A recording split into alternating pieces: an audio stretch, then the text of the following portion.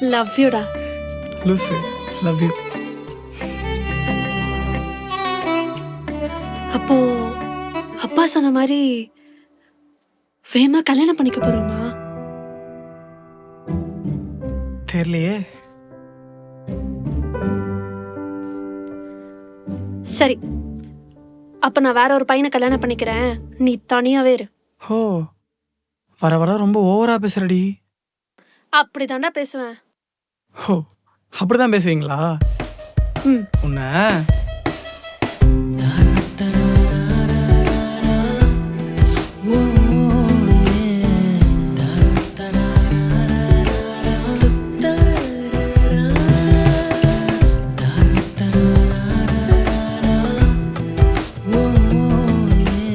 மது